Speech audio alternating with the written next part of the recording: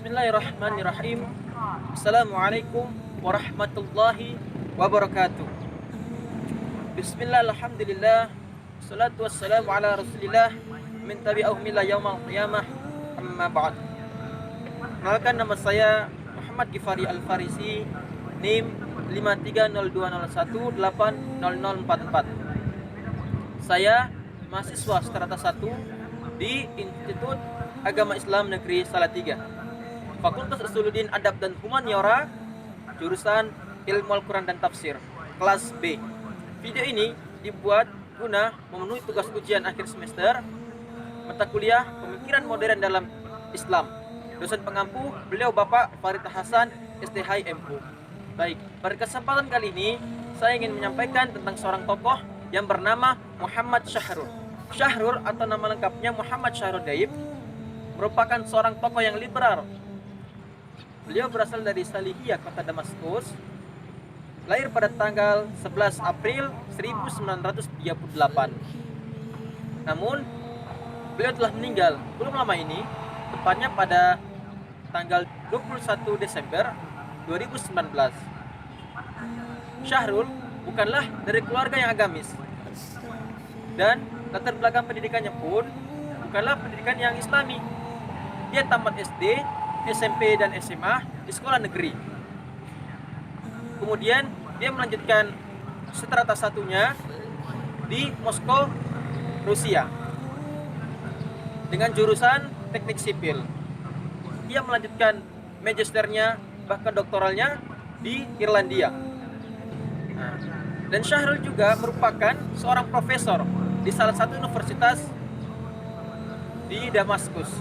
Samping itu juga, Syahrul merupakan penulis.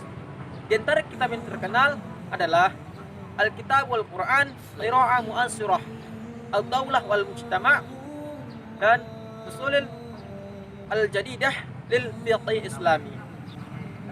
Syahrul memiliki teori yang bernama The Limit of Theory, teori batas. Syahrul membagi Al-Quran dalam 3 ranah.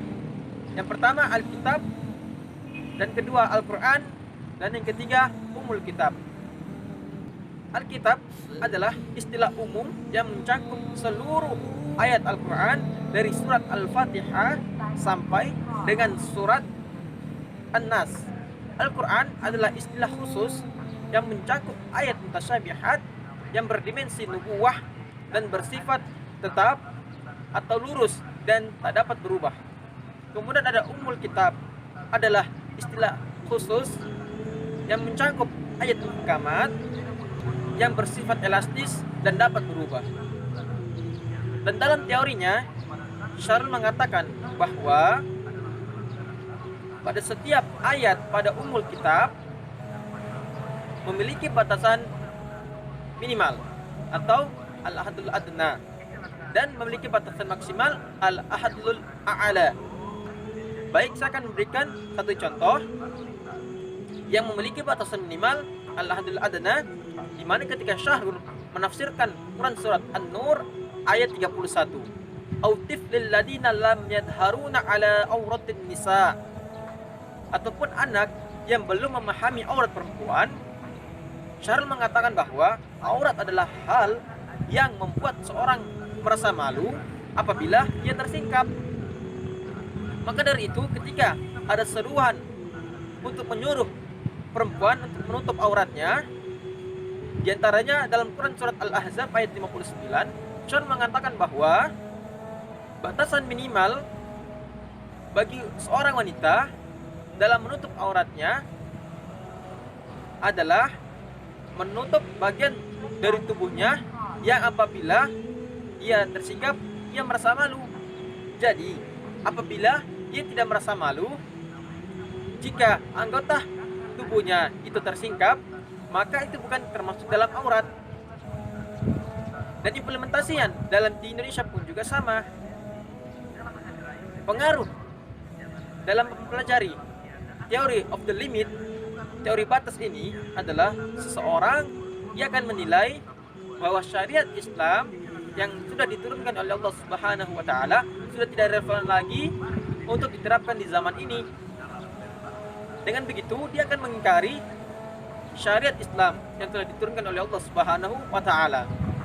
Adapun manfaat yang didapat dalam teori limit yang dimiliki oleh Syahrul adalah seorang akan mudah dalam mempelajari Al-Quran dan bahkan menafsirkan Al-Quran tanpa harus mempelajari kaidah-kaidah ilmu tafsir. Sebab dia menafsirkan ayat Al-Quran sesuai dengan ayat yang kemauannya sendiri. Akan tetapi, sebagai penuntut ilmu yang baik, sudah seharusnya kita dalam mempelajari Al-Quran, menafsirkan Al-Quran, harus mempelajari kaidah-kaidah ilmu tafsir, kaidah-kaidah bahasa Arab, dan kaidah-kaidah lainnya. Bukan menafsirkan Al-Quran dengan kehendak kita sendiri. Oke, itu saja. Mungkin cukup sekian dari saya. Kurang lebihnya saya mohon maaf. Akhir kata, wabillahi taufiq wal hidayah, waridha wal inayah. Nasrun minallah wa fathun qarib. Wa basyiril mu'minin. Khairukum man ta'allamal Qur'an wa 'allamahu. Salam, izagat bakai, izagat kai.